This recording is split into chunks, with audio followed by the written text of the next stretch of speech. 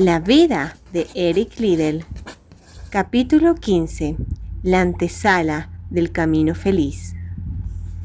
A las 7:30 del 30 de marzo de 1943, el último grupo de gente que quedaba en la zona británica se reunió cerca de la casa del guarda.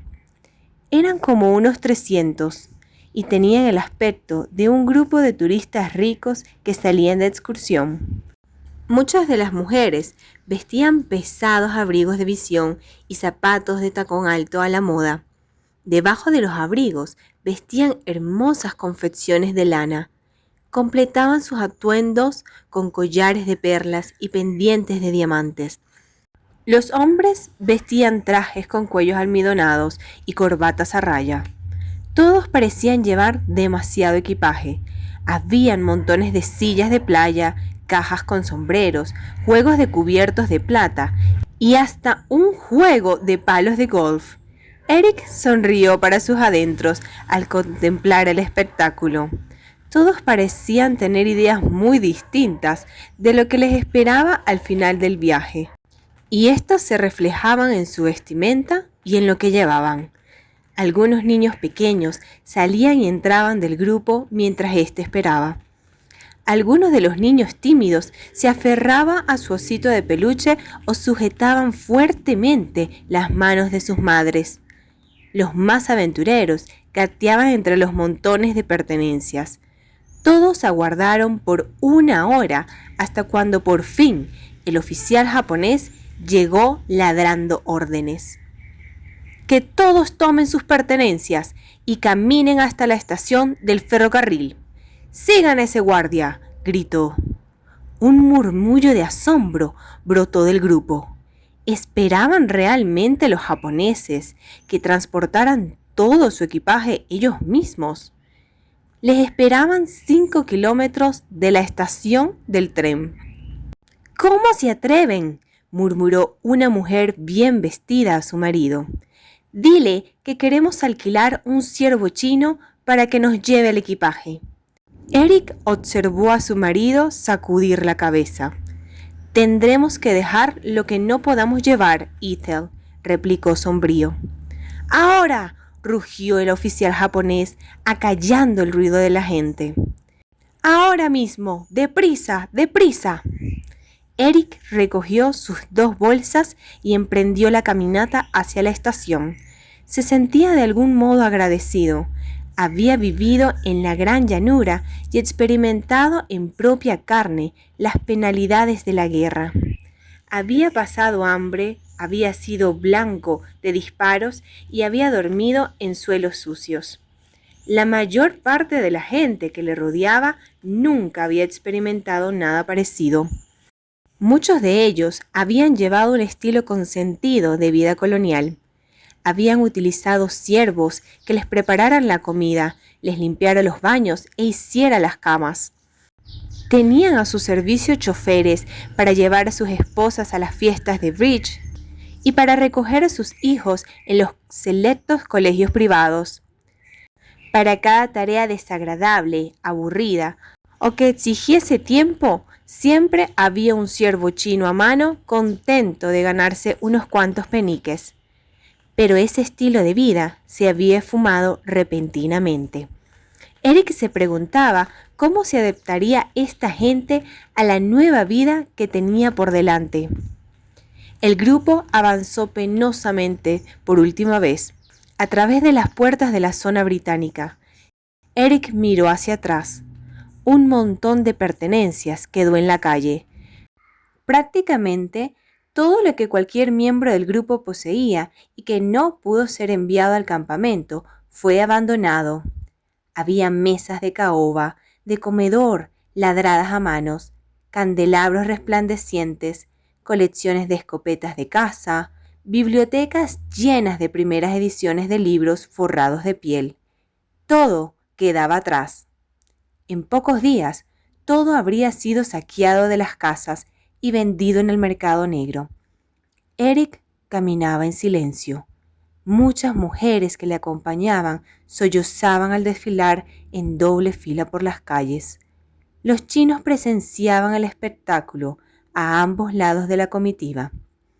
Muchos se inclinaban ligeramente al paso de los extranjeros. Los chinos se hallaban en una situación muy difícil. Muchos aborrecían las zonas y la forma en que los extranjeros amasaban fortunas a costa de su país. Pero al mismo tiempo, los británicos eran sus aliados contra los japoneses. En esta guerra, al menos, ambos pueblos estaban en el mismo bando. El grupo tardó 1 hora en llegar a la estación. Una vez allí, se les dijo que esperaban la llegada del tren que les iba a transportar por unos 600 kilómetros hasta el campo de concentración de Wei-Sin. Nadie abrió la boca cuando la locomotora del tren apareció arrastrando una serie de vagones de tercera clase. Cuando se detuvo, los prisioneros británicos subieron en tropel. Demasiada gente abarrotaba los sucios vagones. Todos se sentían incómodos. Algunos viajaban sentados en las maletas, otros sentados en bancos de madera con respaldo horizontal. Los niños lloraban y los más pequeños lloriqueaban solicitando cama y comida. Eric se sentó sobre sus bolsas en el pasillo y observaba a sus compañeros de viajes. Todos eran británicos, hablaban inglés y se dirigían al campamento de concentración, pero era lo único que tenían en común. Pertenecían a distintas clases sociales. Muchos nunca antes se habían mezclado entre sí. Ahora iban sentados en silencio, mirando con el rostro fruncido las tinieblas que habían invadido el paisaje. Eric oraba silenciosamente mientras el tren rodaba en plena noche. Dios, ayúdame a hacer resplandecer tu luz en medio de esta gente.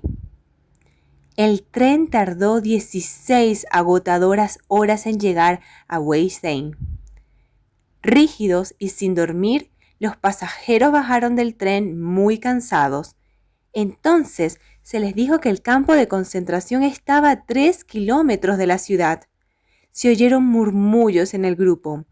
Según aquellos que habían antes visitado Wei-Sin, probablemente serían recluidos en la misión presbiteriana americana en las afueras de la ciudad.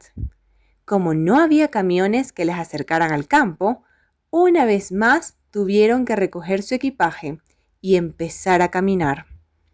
Eric cambiaba su carga de una mano a otra mientras caminaba.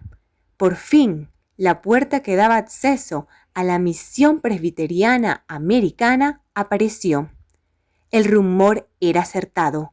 Allí estarían recluidos. Al acercarse Eric a la puerta, observó un signo chino que tradujo al pasar por debajo del mismo: la antesala al camino feliz. Nadie se sentía feliz de estar en la antesala aquella noche. Una vez adentro, los guardias japoneses guiaron al grupo por un sendero entre 2 edificios hasta un pequeño campo con una meta de rugby en un extremo. Cuando el grupo estuvo concentrado en el campo, uno de los guardias señaló a un europeo alto y moreno con gafas. El hombre se adelantó y se dirigió al grupo. «Bienvenidos al campo de concentración de Wei-Sin», comenzó a decir con un acento inglés capurriado. «Sé que tendrán muchas preguntas, pero lo que nos sobra aquí es tiempo para responderlas». Aderezó su chiste con una pequeña risita, pero a nadie pareció hacerle gracia. Continuó: «Les adelanto que, incluidos ustedes, somos unos 1800 en el campo. Procedemos de 3 ciudades: Pekín, Tsingtao y, por supuesto, Tientsin. Estaremos ubicados en dormitorios conforme al lugar de procedencia. Hay 3 cocinas dentro del recinto, de manera que cada grupo preparará su propia comida y comerá aparte. Si se colocan las familias a la derecha y los solteros a la izquierda, les alojaremos en una sala donde podrán comer». Eric se arrastró a la izquierda. En cierto modo, envidiaba a la gente situada a la derecha, porque formaban familias que podían consolarse y apoyarse mutuamente. Pero por otra parte, se alegraba de que su esposa e hijas no estuvieran en un campo de concentración.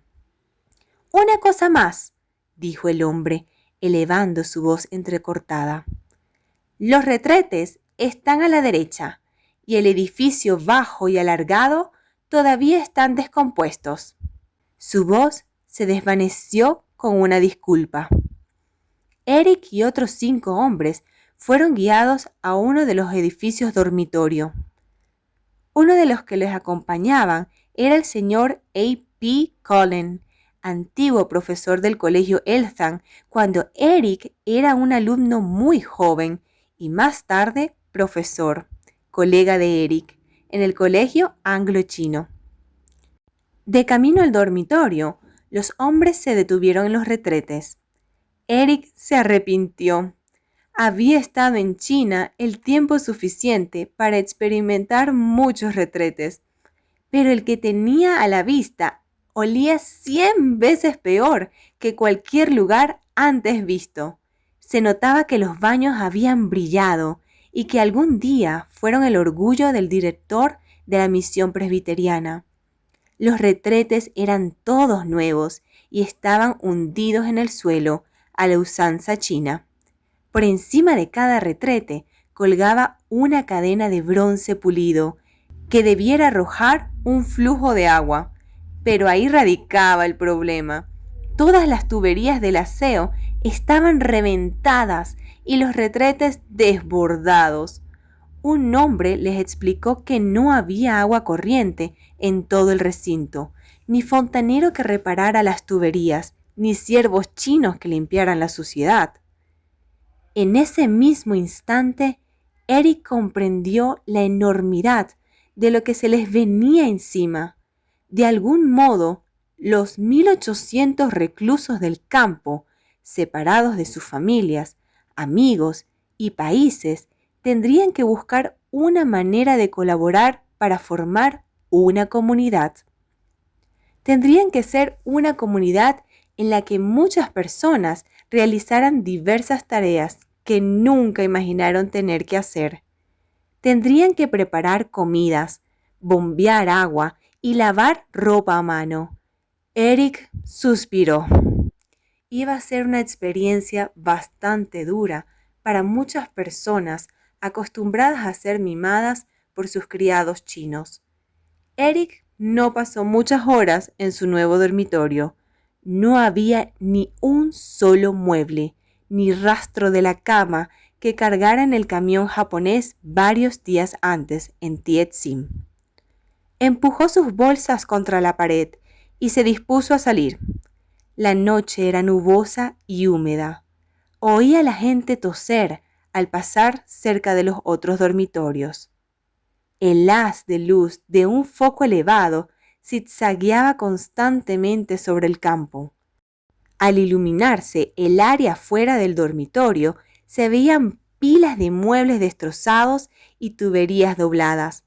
Al parecer, los japoneses habían demolido por completo las instalaciones para convertirlas en un campo de concentración. Eric atravesó el montón de muebles rotos y caminó hasta el muro al extremo norte del recinto. Sus años de deporte le habían proporcionado bastante precisión para medir distancias a zancadas. Miró a la esquina del muro norte y caminó en dirección oeste. 1, 2, 3, contó en voz audible hasta llegar a la esquina opuesta. 137 metros. Después anduvo a lo largo del muro oeste en dirección sur. 182 metros. Dejó escapar un pequeño silbido. El recinto solo medía 182 metros de largo por 137 de ancho. Eso solo era el tamaño de 2 campos de rugby. Y en ese espacio estaban amontonadas 1.800 personas. Cuando lo comprendió, quedó pasmado. ¿Cómo podía la gente tener privacidad estando tan apretujada? ¿Por cuánto tiempo tendrían que permanecer amontonados en aquel campo? Eric seguía pensando en esto cuando A.P. Cullen le agarró el brazo. «Tendrás que ponerte en la cola de la comida o te vas a quedar sin nada», le dijo tirando de Eric hasta un espacio iluminado.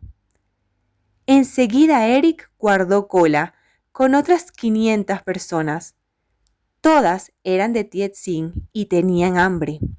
Solo unos cuantos de la zona británica que llevaron comida habían comido algo aquel día, y Eric no era uno de ellos. Lentamente, la cola le condujo hasta una mujer con una gran olla de líquido que lo repartiría en tazones. «¿Dónde puedo conseguir un tazón?», preguntó Eric al hombre que estaba delante de él. «Hay que traerlo, por supuesto», replicó, sacando un tazón de su bolsa que tenía colgada del brazo.